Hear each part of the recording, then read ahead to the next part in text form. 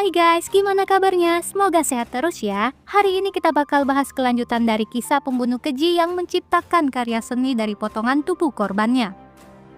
Tapi sebelum lanjut, pastiin kalian udah nonton film pertamanya dulu biar nggak rooming pas nonton yang ini. Linknya udah aku taruh di deskripsi, tinggal klik aja. Udah siap? Kalau begitu langsung saja kita mulai. Cerita dibuka dengan siaran berita yang menggemparkan, di mana pembunuh brutal meneror kota dan mayat-mayat bermunculan di berbagai tempat yang ditemukan dalam kondisi mengenaskan bahkan nyaris mustahil dikenali.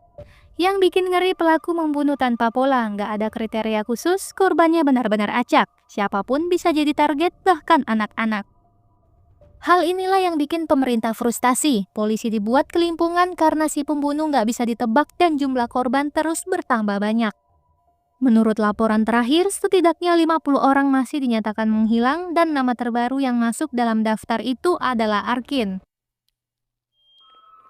Scene beralih ke Elena, anak tunggal dari seorang konglomerat ternama. Sejak kecil, Elena udah tuli akibat kecelakaan. Tapi itu nggak pernah jadi penghalang buat dia jalani hidup seperti orang normal. Malam itu dia ditelepon sama teman kampusnya yang bernama Susan. Susan ngajakin dia clubbing dan mereka udah ngetem di depan rumah Elena. Kebetulan juga, kencan Elena malam ini baru aja gagal total, akhirnya dia pun ikut sekaligus belajar dugem. Bisa kita lihat, nggak ada rasa takut di wajah mereka, padahal seluruh kota lagi diliputi teror pembunuh brutal. Let's go. Where is this place anyway? Sesampainya di klub, suasana udah riuh sama dentuman musik DJ. Para bondon imut bertebaran dengan outfit yang serba minim, tapi nggak ada yang sadar di atas sana si Kopet berdiri diam, seperti bayangan matanya tajam menatap ke bawah, mengincar calon korbannya. Saat itu semua orang terlalu sibuk berpesta, terlalu oleng buat ngerasa ada bahaya mengintip dari kegelapan. Hingga di tengah keramaian, mata Elena menangkap sosok yang sangat familiar sedang asik bertukar kuman dengan kewes berambut jagung. Wajah itu langsung bikin darah Elena mendidih. Rupanya pria itu pacar Elena, padahal waktu ditelepon dia sempat bilang dengan suara sok suci, "Aku nggak bisa ikut ya, Dek. Mau pergi ngaji." tapi nyatanya dia malah asik bertukar liur di tempat maksiat. Otomatis Elena sadar, cowoknya cuman pengen porotin dompetnya doang, bukan pelorotin dalaman. Kesal setengah mati, dia langsung berbalik dan keluar dari hall utama. Langkahnya membawa ke sebuah ruangan kosong yang terlihat nggak keurus. Di depannya, Elena ngelihat kotak merah mencolok berdiri persis di tengah ruangan. Penasaran, Elena membuka kotak itu, di dalamnya ada Arkin. Nyaris kena kepala, dan ternyata membuka kotak itu malah aktifin jebakan di hall utama, sekaligus mengunci pintu keluar.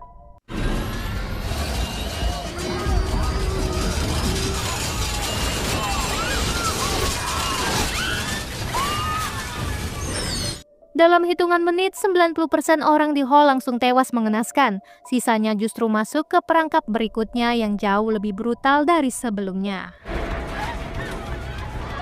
Sementara itu, Elena yang panik sempat mencoba melawan, tapi di tengah kekacauan, gelangnya malah lepas saat buru-buru keluar. Arkin yang lihat itu langsung menguti gelang buat ngoprek borgolnya. Saat berada di luar, Elena ngelihat pacarnya disambet jebakan rahasia. Kaget dan panik, Elena langsung balik lagi ke lorong. Dan di sana dia ngelihat Susan dikurung di dalam kerangka besi. Susan nangis minta tolong, tapi nggak ada yang bisa Elena lakuin. Dia cuman berdiri lemas sambil dengari suara tulang retak dipenyet hidup-hidup sama jebakan sialan itu. Elena mundur dengan panik. Begitu balik ke lorong sebelumnya, semuanya udah tewas. Tubuh badan berserakan kena jebakan rahasia. Dan tiba-tiba si Kopet nongol langsung nyergap Elena dari belakang. Arkin melihat semuanya. Spontan ia mengangkat mayat pacar Elena untuk dijadikan bantalan gravitasi biar nggak ambrol pas loncat dari lantai 2. Arkin langsung kabur sambil menahan luka dan napas yang nyaris habis. Sementara itu, Elena langsung dimasukin ke kotak merah dan dibawa pergi untuk dijadikan koleksi terbaru si Kopet. Singkat cerita, Arkin dilarikan ke rumah sakit. Tangannya patah gara-gara lompat dari lantai 2. Baru saja ditangani dokter, polisi langsung datang ngeborgol dia. Ternyata Arkin masih buronan karena di film pertamanya dia nyolong batu akik. Dan sejak hari dia diculik sama psikopat, namanya masuk daftar hitam. Baru juga siuman di rumah sakit, Arkin langsung syok parah. Bukan cuman karena istrinya tiba-tiba duduk di sampingnya, tapi juga karena ada karangan bunga di atas meja. Dan pas dibaca, pengirimnya ternyata dari psikopat. Gak mau ambil resiko, Arkin langsung nyuruh istrinya kabur keluar kota. No, please. Go. Got it from here, bud. Belum sempat nyaso, tiba-tiba nongol pria asing. Arkin mengira dia polisi, tapi ternyata bukan. Lantas, siapakah beliau ini?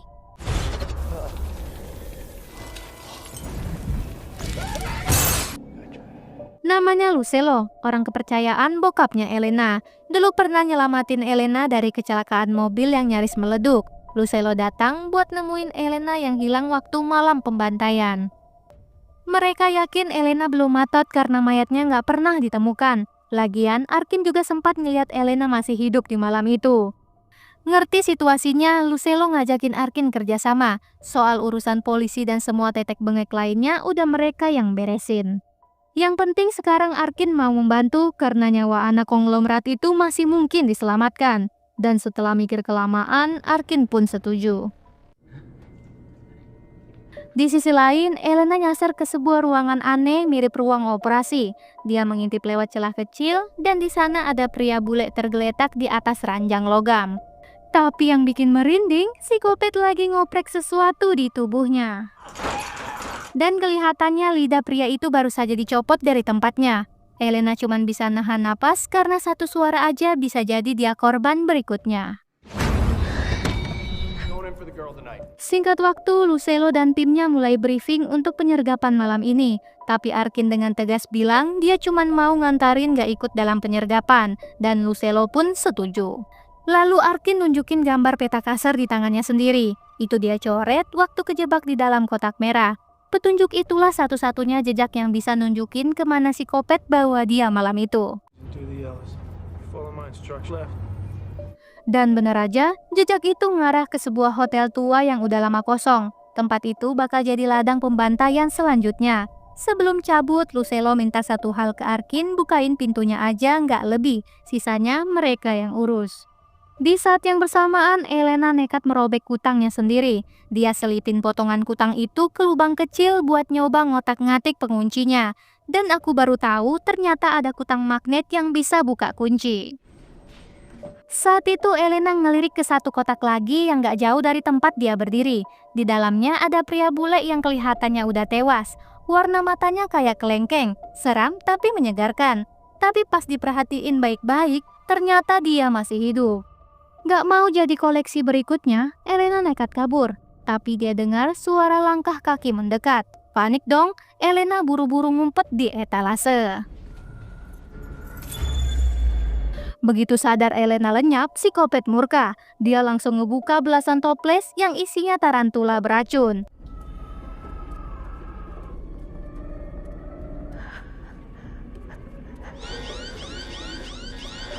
Di saat yang sama, Arkin berhasil membobol pintu masuk. Bunyi alarm meraung ke seluruh penjuru ruangan. Psikopat di ruang operasi langsung meninggalkan ruangan dengan langkah yang cepat. Sementara itu, Arkin tiba-tiba ditodong. Fix dia ditipu sama Lucelo. Padahal dari awal udah deal, Arkin cuma mengantar, tapi sekarang dipaksa ikut terlibat. Lucelo pun menyuruh satu anak buah buat berjaga, sementara sisanya masuk ke markas psikopat. Dari layar CCTV, psikopat memantau pergerakan mereka dan langsung siapin penyambutan spesial ala neraka. Sementara itu, Arkin dan tim melihat ada bayangan gerak cepat di depan mereka. Arkin yang mulai panik langsung minta senjata tapi malah dikasih senter receh. Baru jalan beberapa langkah, mereka nemu sesuatu yang gak seharusnya ada.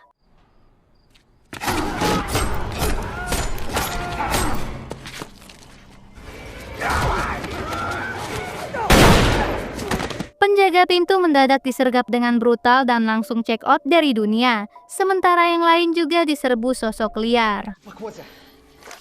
Ternyata psikopat punya resep rahasia. Semua yang berani ngelawan dia bakal disuntik pakai obat biadab yang bikin otak korbannya ambrol berubah jadi makhluk gila tak terkendali. Dan itu belum seberapa, karena psikopat juga ngebantai puluhan manusia buat jadi bahan eksperimen.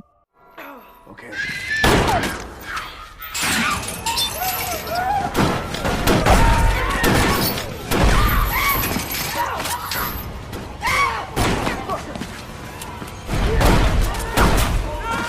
Mereka terpojok nggak punya pilihan, pintu keluar mengunci otomatis. Dan sialnya di saat sulit begini, sinyal ikutan sulit. Nggak bisa nelpon, nggak ada jalan pulang.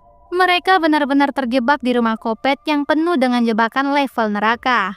Baru beberapa langkah masuk ke dalam, mereka langsung berhadapan dengan salah satu koleksi psikopat. Sosok manusia, tapi badannya penuh jahitan bekas operasi aneh.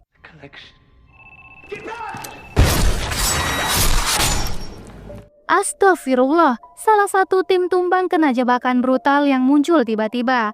Ngelihat situasi makin gak masuk akal, Arkin langsung ambil langkah 1000.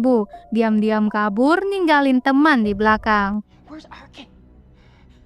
Di sisi lain, Elena yang sebelumnya dikunci di ruangan akhirnya nemu lubang ventilasi.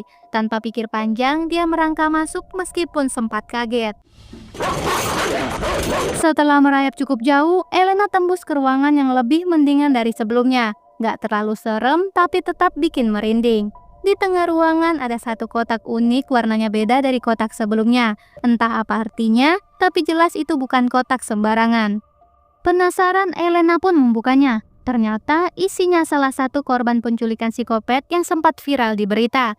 Tapi sekarang penampilannya kayak Barbie Error setelan psikopat. Elena yang kasihan melihatnya ngajakin cewek itu kabur bareng. Tapi nggak lama setelah itu, si cewek mulai ngelihatin Elena dengan tatapan aneh.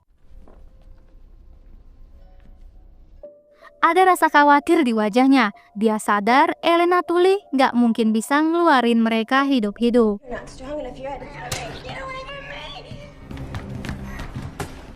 Begitu melihat psikopat datang, Elena panik dan langsung tancap gas. Untung saja dia nemu celah buat ngumpet.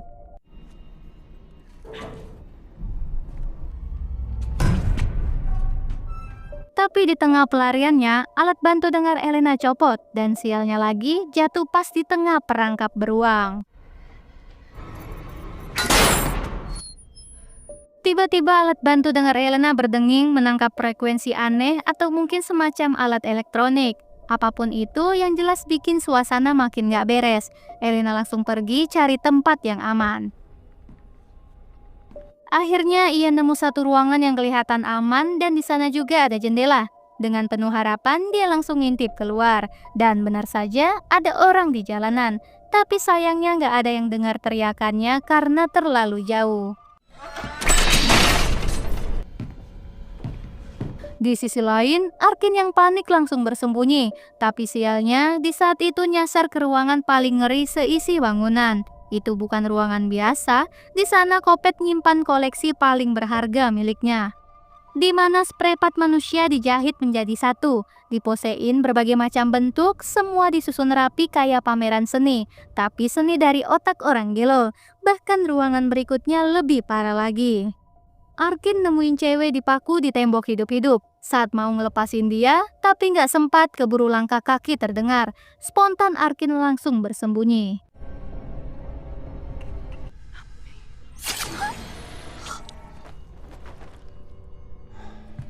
Setelah psikopat cabut, Arkin pelan-pelan keluar dari persembunyiannya dan lanjut nyusurin lorong. Tapi dia nggak sadar ada CCTV di belakang yang mantau pergerakannya. Sesaat kemudian, ia masuk ke ruangan aneh yang mirip galeri seni, tapi isinya lukisan sadis yang bikin mual. Dan tiba-tiba...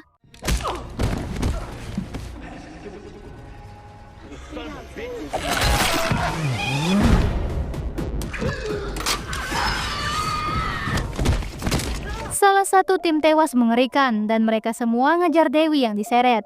Tapi pas sampai ujung, pintu tertutup. Di dalam kebingungan tiba-tiba muncul si Barbie KW dengan tampang sok misterius. Katanya dia tahu lokasi Elena. Mau nggak mau, mereka akhirnya mengikuti si Barbie.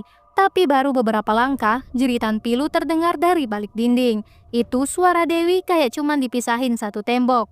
Lucelo langsung tegang. Menurutnya ini pasti jebakan.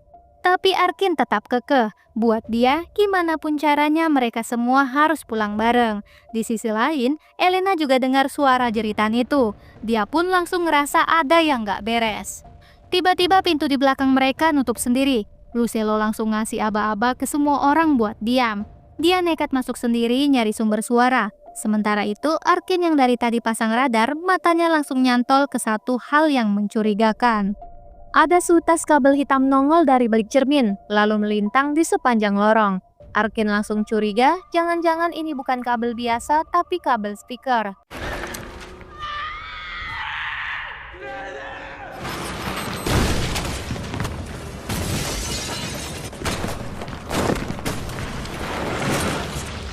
Di balik cermin tua, mereka nemu jalan rahasia. Dan akhirnya ketemu juga sama Dewi yang ternyata udah duluan diselamatin sama Elena. Begitu lihat Lucelo, Elena langsung terharu. Gak nyangka dia datang untuknya. Tapi pas ngelihat si Barbie muncul, sontak Elena langsung tegang. Katanya cewek itu rada miring gak dapat dipercaya. Akan tetapi Lucelo ngeremehin peringatan itu. Singkat waktu, Elena ngajak mereka balik ke lokasi tadi. Dari jendela, kelihatan dua orang lagi nongkrong di luar gedung. Arkin teriak tapi suaranya nggak nyampe. Situasi pun semakin kacau. Apalagi Elena nggak percaya sama Arkin. Tapi Arkin udah mentok, dia nekat minta senjata ke Lucelo. Satu tembakan dilepas tapi bukan buat nyakitin, hanya untuk menarik perhatian. Sorry, dude. Tapi sialnya tembakan itu juga kedengaran sama si Kopet. Tak lama kemudian, polisi berdatangan ke lokasi. Ngelihat situasi makin rame, apalagi pas lihat tim SWAT udah nyampe ke lokasi, si Kopet langsung keluarin senjata berat. Sepertinya bakal banyak darah tertumpah malam ini. Di sisi lain, Barbie KW tiba-tiba mengunci pintu mengkhianati mereka. Dan yang bikin merinding, dia manggil si Kopet lewat kamera CCTV. Seolah lagi mesan tukang jagal buat datang sekarang juga.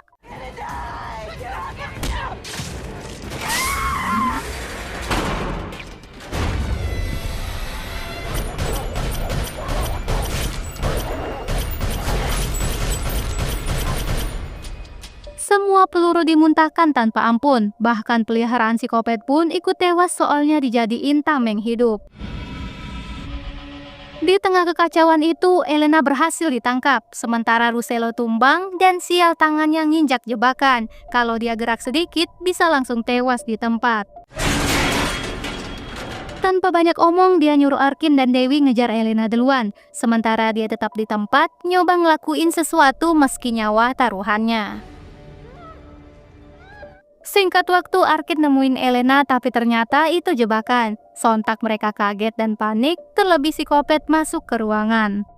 Arkin langsung ngebacot nggak jelas, tapi si Kopet mah kalem. Dia cuma nunjukin di sekeliling ruangan itu penuh dengan bahan bakar. Tanpa banyak cincau, dia ngeluarin korek api, nyalain sumbu, dan sialnya lagi bukan cuma ruangan itu yang mau dia bakar, tapi seluruh lantai. Dia benar-benar mau menghapus semua jejak, termasuk mereka.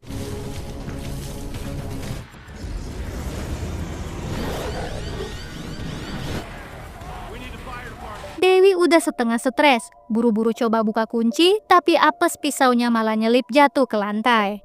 Sementara waktu makin mepet, tanpa banyak mikir, Arkin langsung nyodorin tangan untuk dipatahin. Segera Arkin ngeluarin tangan yang patah buat buka kunci, dan cara itu berhasil. Untungnya lagi, Dewi dulu bekas tukang urut.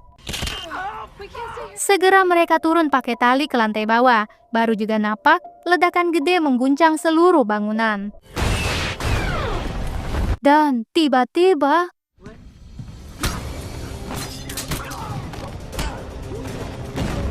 astagfirullah, Dewi Matoi dicucuk dari belakang. Arkin dan Elena pun nyaris digeprek hidup-hidup.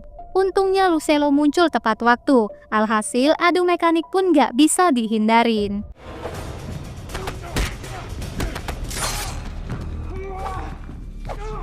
Meskipun dicucuk berkali-kali, Lucelo masih ngasih perlawanan sengit tanpa mundur sejengkal pun. Sampai akhirnya kecapean dan dia modar di tempat.